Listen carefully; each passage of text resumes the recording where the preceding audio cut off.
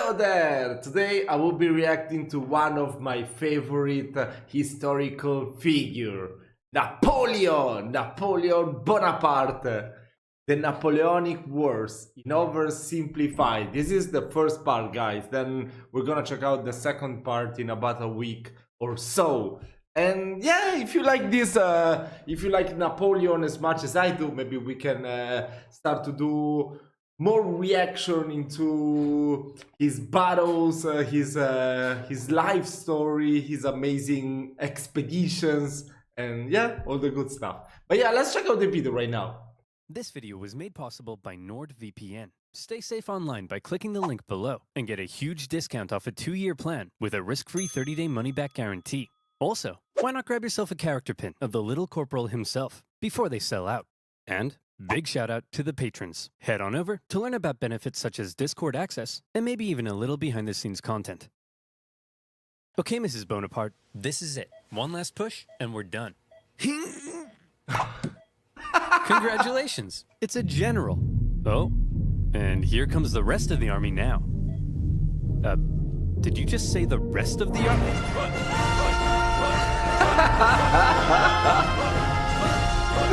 What the hell?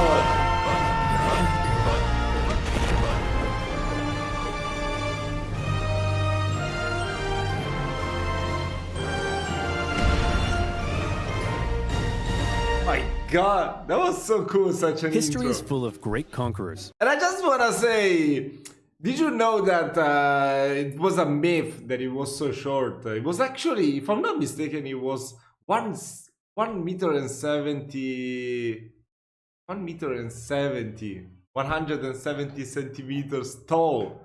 That for the, I mean, right now, it could be considered a little below average. I think the average height is about 175 in Europe. I'm not sure. I'm not too sure. But I'm sure that in that era, that was like the average height. I think it was like an error lost in translation or something like that, you know, because like in the French loves to call everyone petit, petit, petit, petit, even if it's not always meaning little. But I'm not too sure. If you know better, then just correct me. Let's check out the video. Many with very impressive origin stories. For example, Alexander the Great was the son of a king. Julius Caesar came from an aristocratic family that descended from a goddess. Great conquerors don't usually come from relatively insignificant families living on impoverished islands. But as it just so happens, Corsica. that is where our story begins. In the early 18th century, the island of Corsica was a part of the Republic of Genoa until one day Corsica said, "Hey, we're declaring independence, and it's probably not worth your time to try and stop us." So Genoa said, "You're right, it isn't worth our time.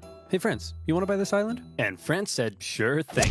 And thus, Corsica became France, just in time for Napoleon to be born French. Many Corsicans didn't appreciate their new conquerors, however, and from an early age, Napoleon developed some fairly anti-French sentiments. Napoleon's dad, however, quickly embraced his new French overlords, which created some tension between dad and son. Ooh, look at me. I'm dad. I wear powdered wigs and silver-buckled shoes, and I'm a traitor to the Corsican people. Go to your room, Napoleon. No, you go to your room, Dad. Okay. On the other hand, Napoleon adored his mother, who was definitely the disciplinarian of the family. And even though she would punish Napoleon severely, he kind of respected that. But Napoleon's parents wanted the best for their family. And since they were a very minor nobility, they were able to have Napoleon sent off to the shining lights and rat-infested sewage puddles of the big city. Napoleon went to military school in France. Okay, Napoleon, why don't you introduce yourself to your new classmates? Well, I'm Napoleon, and I hate all of you. Your farts smell like cheese, you can't pronounce the letter R, all you do is go on strike, and you call eggs oofs like a bunch of big dumb idiot dingleberries. Okay. Thanks, Napoleon. I hope you like being bullied. And bullied he was. They picked on him for his Corsican accent, his family's lack of wealth, and it probably didn't help that he also had a bit of a chip on his shoulder. But he could hold his own, and on an average day, might be found dishing out ratatouille sandwiches for breakfast. He spent much of his time alone, and he loved reading about the great conquerors of history. He learned about Julius Caesar, and he wondered if one day he too might have a pizza franchise named after him. He excelled at math and geography, and when he graduated at the age of 16, he was made second lieutenant in an artillery regiment. Now, second lieutenant might sound pretty sweet to a screw-up like you, but Napoleon had a little something called ambition. Stonks of it. And he wasn't content being just some junior officer.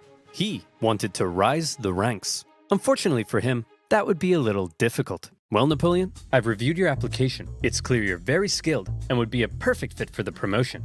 And Simeon, you're just about the biggest idiot I've ever seen. Your test results suggest you have the mental aptitude of a senile earthworm, and in the part of the form where you list your experience, you seem to have drawn a picture of a gerbil giving birth to a shoe. But your dad is the Marquis de la Fayette, so you get the job.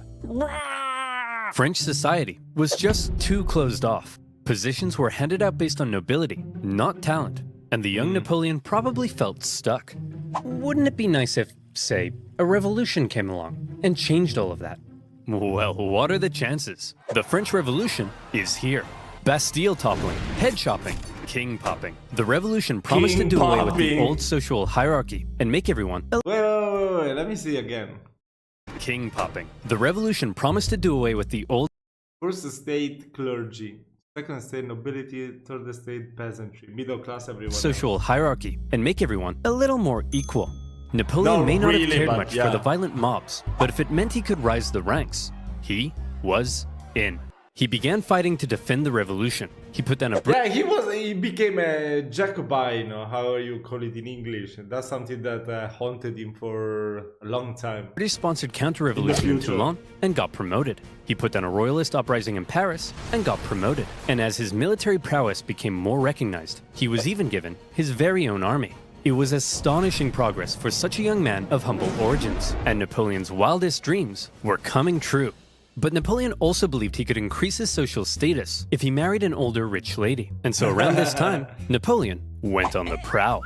However, if some sources are to be believed, he was a verified creep. Wait, Napoleon was so ugly and overall sickly effect was created by his thinness and yellow complexion. Wow. But I mean, even his wife wasn't all that beauty. I mean, he reportedly had terrible luck with... They said she didn't even have teeth or something like that. That she wouldn't smile in the portraits because she didn't have teeth. Women, and most wanted nothing to do with him. Fortunately, he eventually met Josephine, an aging single mother who was deeply in debt and needed stability, so she agreed to marry him despite finding him intensely disgusting. Napoleon, you dirty dog, you've done it. Unbeknownst to Napoleon, however, Josephine had a bit of a promiscuous reputation. Hey Napoleon, I hear you're marrying Josephine. Boy, she sure is a great kisser. That's right. Hey, wait, what do you mean she's a great kisser? Hey Hugo, you hear Napoleon's marrying Josephine? Wow, she sure is a great kisser. Now hang on just a minute. Hey everyone, Napoleon's marrying Josephine. Oh yeah, she sure is a great kisser. She's real good at kissing. Wow, I'm pretty sure I kissed her. For God's sake, is there anyone here who hasn't kissed my wife? Yeah, you. As Napoleon fell madly in love with his new wife, she fell madly in love with a man named Hippolyte. It wouldn't be long, however, before Napoleon would leave home and go to war, because while France was having its revolution, tensions in Europe were rising. Hey Austria, you'll never guess what we just did. What's that, France? I got 2 words for you. Revolution. We totally just socked it to our monarchy. What? Dude, the rest of us are monarchies. You've just totally threatened the balance of power in Europe. Now we have to worry about our stinky peasants rising up against us. I mean, holy hell, your queen is... Okay, France, this is pretty awkward. And the rest of Europe is probably itching to give you a wedgie. But you're not ready for a war yet. So you gotta be cool, man. It's absolutely crucial that you say something to defuse the situation right now. Preposterous! I declare war. Sacre bleu! So France ended up at war with basically the rest of Europe, and the War of the First Coalition began. At first, France struggled, but then they started to do surprisingly well, and in many conquered territories, they began to establish sister republics, exporting their revolutionary ideas across Europe. In 1796, they planned a 3-pronged attack to take Vienna and knock Austria out of the war, with 2 magnificent armies in the north to kick ass, and Napoleon in the south as a bit of a diversion. For the first time, Napoleon would lead a military campaign. This was his chance to be somebody. And what a general he proved to be. The army he was given were demoralized, lacking equipment, and underpaid. But Napoleon galvanized them with inspirational speeches, and he took them into Italy. He was outnumbered, and his campaign was partially meant to be a sideshow. but he made it the main show. While the two northern armies were being held back, Napoleon made staggering progress. In a signature Napoleon move, he masterfully split his enemies into two and took them on separately, knocking Sardinia out of the war and putting the Austrians on the run. At the famous Battle of Lodi, he was in the fray, aiming the cannons himself, getting covered in mud, and earning the total respect of his men. They respected him so much that when he ordered an almost suicidal assault on the only bridge in town, his men threw themselves at it and took it despite fierce Austrian resistance. For Napoleon, it was all he needed to confirm that he was the greatest human who had ever existed. Wow, Napoleon, you're pretty great at this military stuff. Just be careful your head doesn't get too big. What did you just say to me, you little prick? And as Napoleon swept through northern Italy, the Italians cheered his arrival. Yes, I'm here to liberate you from your cruel Austrian oppressors and replace them with French ones. Napoleon plundered as he went, sending riches back to France to help its economy, but also paying his men the first real money they'd seen in years. The Pope had been supporting the Austrians, so Napoleon briefly went to go give him a slap. And as he began to approach Vienna, the exhausted Austrians were forced to make peace, with Napoleon overseeing negotiations himself. He had just single-handedly knocked Austria out of the war. And by the way, he was only 28. So maybe it's about time you moved out of your dad's attic. In the Italian territories he had conquered, Napoleon established new French sister republics, even writing constitutions and organizing governments himself. Not something— Yeah, that's crazy! He was always writing constitutions whatever place that you conquer or occupy, will always be writing a constitution. I've read somewhere that even when he went on the expedition in Egypt, when he conquered Malta, he stayed there for like a week and wrote a constitution. Bro, what the hell? He was so crazy about constitutions. A general generally does. When he got back to France, he was hailed as a hero, and the extremely unpopular government were concerned he might get some power-hungry ideas. So they agreed he should go far away from France to Egypt, where he could maybe undermine British access to India. Napoleon was eager to win more glory, so he brought with him a team of scholars, and he was like, whoa, it's a freaky man-cat. Whoa, it's a big stick. Whoa, it's an ugly horse. Whoa, it's a stumpy little manlet. Hey, I'm actually average height for the time. But then British Admiral Nelson came down and wrecked his fleet, and an Anglo-Ottoman force defeated him at Acre, so Napoleon abandoned his men and went back to France. His campaign in Egypt hadn't gone quite as planned. But one thing you should know about Napoleon was that he was a skilled propagandist. He published his own newspapers that sometimes exaggerated his achievements, and even commissioned paintings that generally made him look cool. So when he returned to Paris, he was yet again hailed as a hero, and he began to get some power-hungry ideas. First, however, he had a bit of a problem to deal with. See, he had learned something shocking about his dear wife. Really, Josephine? This guy? I'm just as tall as him. I'm sorry, I swear. Now that you're becoming famous, I'll never do it again. Make sure you don't. I've never stooped so low as to cheat on you. Now if you'll excuse me, I'll be in this room consulting my generals for the next 30 minutes. And by consulting, I mean boinking. By my generals, I mean this woman. And by 30 minutes, I mean 2 seconds. Having dealt with his wife, Napoleon was then approached by a very influential politician who said he had an idea. He wanted to stage a coup against the deeply unpopular government and needed the extremely popular Napoleon's help. And Napoleon thought that was just the darn tootinest idea. The plan was to trap the government and convince them to voluntarily give up their power. And here's how they did it. Hey guys, oh my gosh, quick! There's a dangerous Jacobin plot to overthrow you, which we definitely aren't just making up. Better get inside this cage so we can protect you. Okay. Really? Gentlemen, we got him. In this case, the cage was an isolated palace outside of Paris, with no one around but Napoleon and his army. With the government inside, Napoleon then entered, and a pretty chaotic event ensued, during which the government didn't seem entirely sure what was going on, Napoleon's men didn't seem entirely sure what was going on, and Napoleon himself didn't seem entirely sure what was going on. But thankfully, Napoleon's brother Lucien, president of the lower house, managed to regain control, and the remaining councilmen were intimidated into creating a new constitution. And thus, a new government was formed, this time with 3 consuls in charge. But after Napoleon did some rewriting, in the end, there was really only one man in charge, the first consul, him. And over the next few years, he worked to consolidate even more power, and essentially became a dictator in total control of France. By the way, he was only 30, so maybe it's about time you washed your disgusting bedsheets. France was now ruled by possibly the greatest military leader of the time. Possibly the greatest? Or definitely?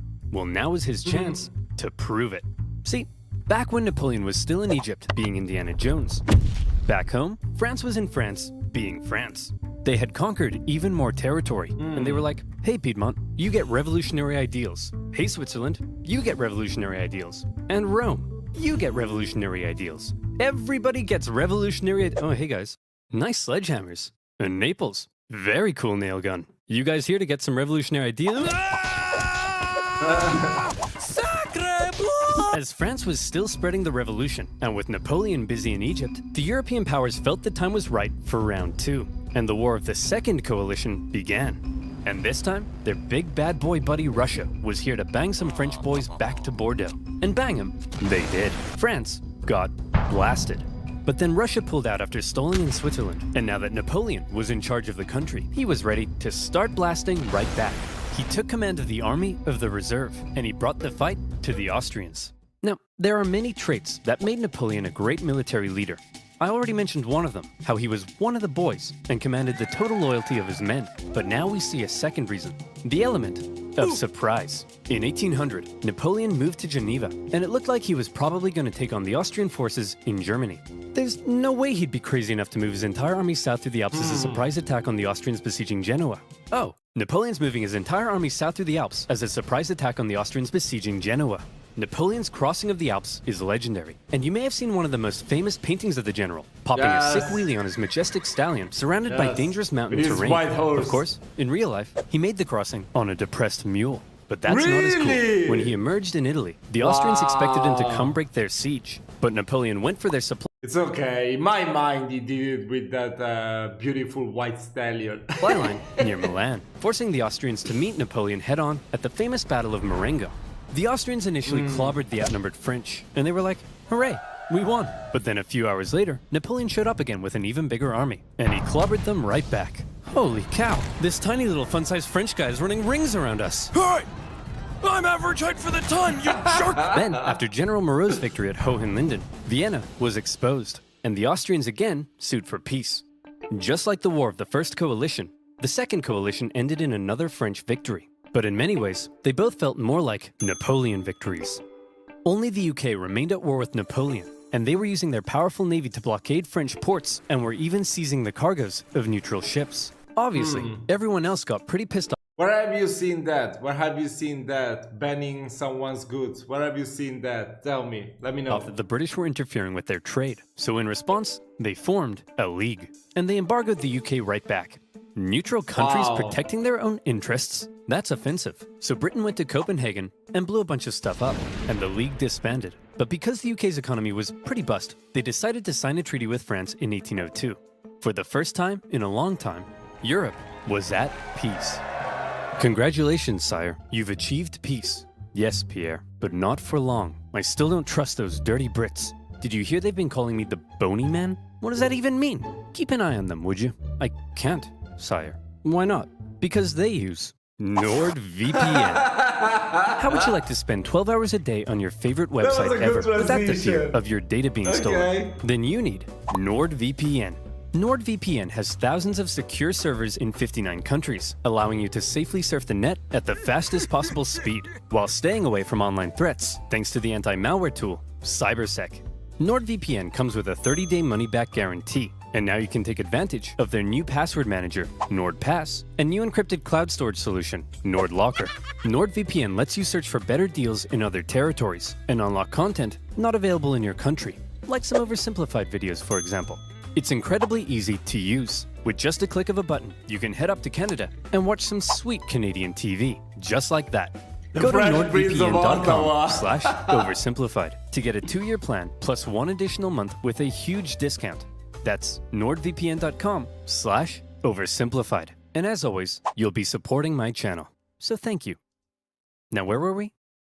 Oh yeah. Crossing the Alps, defeating the Austrians, and Europe at peace. What a meteoric rise it had been for the young Corsican. He had just taken charge of a nation that appeared to be losing a war and turned it all around, securing French gains in Europe. But there was now a big question. You see, throughout the chaotic French Revolution, French governments had struggled to keep the economy afloat. They often didn't have a whole lot of support, and they frequently came and went. Would Napoleon finally be the man who could stick around? Military victories were one thing, but could the general also govern? Spoiler alert. Yes. The economy's crumbling? Well then why don't you have yourself a new national bank, currency reform, and improved taxation and welfare systems? The legal system is an incoherent mess? Well then why don't we nicely wrap all those civil laws up into one new centralized legal code? Corrupt government officials? Throw them in the trash. Bad infrastructure? Throw it in the trash. Women's rights? Throw them in the trash. Wait, really? Well, yeah, unfortunately, while Napoleon was building on the equality of the revolution, he also largely scaled back rights for certain groups, and husbands had full legal control over their wives. But come on, ladies, maybe let men have a slice of the pie for once, okay? Napoleon further reformed education, ensuring a system based on individual ability, meaning now Simeon had to compete with everyone else, and Napoleon could get the cream of the crop to help him run the republic. But he wasn't just building on the ideas of the revolution. The revolution had led to a lot of chaos, and Napoleon needed stability. So he rolled back a couple things, most notably with religion. The revolution had pretty much kicked the Catholic Church to the curb, but Napoleon understood that since many French citizens still considered themselves Catholic, that could be a problem. So he came to an agreement with the Pope and brought back the Church, only this time with some pretty hefty power limitations. He also ensured freedom for other religions, and is often noted for his positive treatment of Jewish people at a time of widespread anti-Semitism. But while all of this may make Napoleon sound like a pretty stand-up dude, it's good to note that he believed in religious freedom because he thought it was a powerful tool to keep the poor from eating the rich. Or something like that. I mean, it doesn't matter what his idea was. At the end of the day, it matters what he did. I mean, come on. He was pretty ahead for his time. Overall, Napoleon's aim was to end the chaos of the revolution and finally create a stable and prospering French republic. And in that aim, he seemed to be largely successful and generally popular with the people of France. He officially declared that the revolution is over, adding, "I am the revolution." Napoleon's head could be seen for miles. Of course, not everyone was happy with Napoleon's reforms. Conservatives felt he was too radical. Radicals felt he was too conservative. But since Napoleon was a dictator, opposition could usually be stamped out with some good old-fashioned iron fisting. In 1804, Napoleon took one last major step. After some failed attempts were made to assassinate him, he wanted to strengthen his position and ensure his dynasty could live on after him. And so he decided being first consul for life simply wasn't quite enough. He decided he should become emperor. He held a vote, asking the French people if they were cool with the idea, and they returned a definitely not rigged 99.9% in favor. Wow. The ball's on this man. And so on the 2nd of December, 1804, in an elaborate ceremony at Notre Dame, Napoleon was made emperor. The Pope was even invited to attend, and normally he would crown an emperor. But to make sure everyone knew this wasn't some Charlemagne-style circular power division, Napoleon lifted the crown and placed it on his own head. Like I said, the ball's on this man. He was now Emperor of the French. Well, Napoleon, you were a general, then you became first consul for life, and now you're an emperor. Is it enough yet? Is your ambition finally satisfied? I don't know, Pierre. What comes after emperor? I would say God, sire. You want to be a god? Yes. I'll put it down under maybe. Okay, everyone.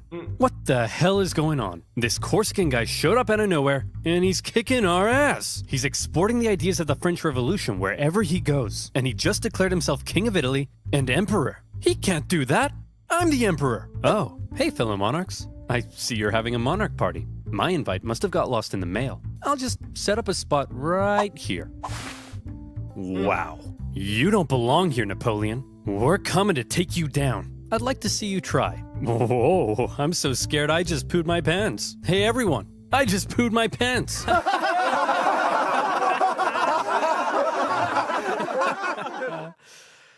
No, but I did just poo my pants. Before Napoleon had even declared himself emperor, the British had already redeclared war on France because both sides had been violating their previous treaty. Napoleon immediately occupied Hanover and then began making plans for a great British invasion, partially paid for by selling a huge chunk of land to the United States. Napoleon gathered his army along the English Channel. But here was the problem.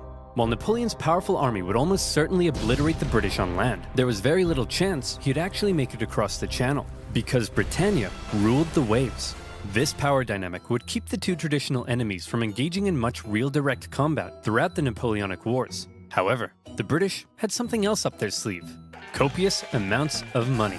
They were willing to throw cash at anyone who would go to war against Napoleon, and there were plenty of takers: Austria, Russia, Naples, and Sweden, hoping to put Napoleon's France back in its place, formed the Third Coalition against France. The coalition forces probably thought that this time they stood a chance. They weren't prepared for the total humiliation they were about to suffer. The War of the Third Coalition was Napoleon at his best. We've already learned two ways in which Napoleon was a great military commander, but here comes one of the biggest reasons: speed. He had reorganized his army into corps, which were themselves basically small armies. Each had their own infantry, cavalry, and artillery, and as a result, was able to act more independently. They spread out through the countryside, and by living off the land rather than relying on heavy supply trains, they were able to move extremely quickly. Napoleon would traverse massive distances, outmaneuver his enemies, isolate them, and then move in for the kill before they even knew what was going on. Lightning warfare leading to total destruction. Would you like to see him do it? Here we go. Part of the coalition's plan was for the Russians to meet up with the Austrians and take on Napoleon together. Combined, they could turn the tide again. Yeah, come on. Who hasn't read War and Peace? Come on. So Napoleon needed to stop them from ever meeting. But he's all the way over in Boulogne. No problem. In a matter of weeks, Napoleon marched 200,000 men in secret, encircling Austrian General Mack and capturing his entire army. A devastating blow. Napoleon later remarked, "I have destroyed the Austrian army by simply marching." Next, he turned to face the approaching Russians. Okay, it looks like the French are coming for us, but check this out. I've got an amazing idea. When they approach, we run away. Sir, you're a genius. The Russians began to retreat with Napoleon giving chase, and since his tactics relied on quick victories, this could be a problem, especially because the longer the war went on, the more likely it looked other countries may join the coalition against him. But Napoleon knew the Russian Tsar, Alexander I, was young and seeking glory, so he came up with an idea to lure him in. He sent him a message. What does it say? It says, "Hello, I'm just a little baby boy, and I'm very scared." Are you talking like that, or is he? He is, sir. Why is he doing that? I don't know, but it's very cute, helpless, and vulnerable. A little baby boy, eh? Very scared, eh? Cute, eh? Boris, get my crossbow. We're going hunting. The Allied forces turned to face Napoleon, who they now believed was in a vulnerable position. He was set up at Austerlitz, and to make it look like he was retreating, he had even evacuated the high ground. A thick fog set in, obscuring Napoleon's center, as the Allies took the bait and set up on the heights. From there, they spotted Napoleon's very weak-looking right flank, and they descended the heights to go get it. Little did they know, it was exactly what Napoleon was hoping they'd do. The next thing they knew, a large French force was emerging from the fog, launching a huge central assault up the hill. They swung around, crushing the Allies, and as men attempted to flee across the frozen lakes, Napoleon ordered his artillery to fire on the ice, causing an unknown number to drown. But he told me he was just a little baby boy. What happened? He tricked you, sir. You mean I was the little baby boy all along? It was Napoleon's masterpiece, and Austria were once again... Yeah, the casualties, how do you say it? I don't know how to pronounce it. Were insane in the Napoleonic Wars. Oh my god, so to many make people peace died. with France. Then, with the So French crazy. conquest of Naples in 1806, the War of the Third Coalition ended as yet another Napoleon victory. This was the third time Napoleon had to give Austrian Emperor Francis a good spanking. And so, with the peace treaty in 1805, Napoleon was determined to punish him. He was forced to give up territory, hand over significant compensation, and promised never to fight Napoleon again. For now, Russia, Sweden, and the UK remained at war with France, but none were able to offer much of a threat. And so, Napoleon got to work strengthening his grip over Europe. He gave out rule of captured territories to his family and friends, and most notably, he established a new confederation in Germany, with himself as its protector. Seeing his influence in Germany being wiped away, Emperor Francis acknowledged reality and officially dissolved the Holy Roman Empire, an entity that had existed for over 1,000 years. But it wasn't all good news for Napoleon. For one thing, Spain had earlier allied with France in 1804 because the British just couldn't help themselves from blowing up Spanish ships, and Napoleon hoped a combined French-Spanish fleet would eventually be able to invade England. Unfortunately, he received word that British Admiral Nelson had engaged his fleet at Trafalgar. Normally, naval battles looked like this, but in this case, Nelson did this. Was it because he was an idiot? No, it's because he was a genius. He successfully punched through the Franco-Spanish line and unleashed hell. His victory ensured British control of the sea, and his death during the battle made him a legend. Napoleon's hopes for a future British invasion were gone. But not just that.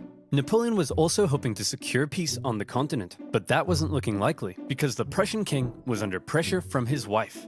Frederick, he's established a confederation in our turf, and he told us he'd give us Hanover, but then offered it to the British. You have to declare war on him. What is it with you and war? What is it with you and being a cupcake? Go to war! Okay. In October 1806, Prussia, with its famed military tradition, joined the coalition and declared war, beginning the War of the Fourth Coalition. Unfortunately, Prussian King Frederick William III wasn't the smartest tool in the shed. Look at him over there, being all French. It wasn't Makes me great. sick. Boys, we'll get him this time. But here's the thing. This time, we have to stick together. Do not under any circumstances face Napoleon by yourself. You all saw what happened to Austria. Hey, where'd Fred go? Hey, you jerk. Think you're some kind of big shot? Huh? Wanna tangle with Fred? You don't got the cojones. We're screwed. Without consulting its allies, Prussia had gone ahead and sent Napoleon an ultimatum, demanding he move all his forces out of Germany. Now, some of you watching this video probably can't even wipe your own bum yet, but even you know you don't just send Napoleon an ultimatum. Obviously, Napoleon went in for the kill. Prussia's army was quite outdated, so when they met Napoleon at the twin battles of Jena and Auerstedt, it wasn't even close. Even Marshal Davout's heavily outnumbered corps at Auerstedt sent the Prussians running, and Napoleon carried out a ruthless pursuit of his fleeing enemy, taking Berlin and within a single month decimating the Prussian forces. Frederick William and the remnants of his army moved to the east. At this point, Napoleon's forces were pretty tired. Winter had come, and conditions were miserable. He anticipated both sides would settle into winter quarters, but Russia decided to try their hand at an unexpected winter attack. A series of brutal battles followed that took a heavy toll on both sides, including the vicious Battle of Eylau, fought in blizzard conditions. Men froze to death, and many deserted. Wow. The Russian artillery tore the French to shreds, and Napoleon himself was momentarily under risk of being captured. In the end, the French army was saved thanks to a legendary cavalry charge by Napoleon's flamboyant cavalry commander, Mauro. After the horror inflicted on both sides, they decided it might be a good idea not to do any more fighting until after winter. Then, after winter came, and the fighting continued. The Russians were pushed back to Friedland, where Russian General Bennigsen made a bit of a blunder by positioning himself with the Aller River to his back. The French artillery were able to pin the Russians between the river and their concentrated gunfire, a major element in Napoleon's fighting style, and many Russians drowned as they tried to escape. War of the Fourth Coalition. Victory, Napoleon. Wow! Oh my god, this video is so well done. I mean, of course, this video is many of the battles and even the Egyptian expedition was really quick. Otherwise, it would last, I don't know, maybe like 10 hours or 20 hours. But that was amazing. Yeah, after I will watch the second part, you gotta tell me, guys, if you want me to check out also every single battle that was great by Napoleon. Oh my god, I'm so excited. I really like this video. So yeah, guys, I really hope that you did enjoy watching it as well. I'll see you next week for the second part. Bye bye.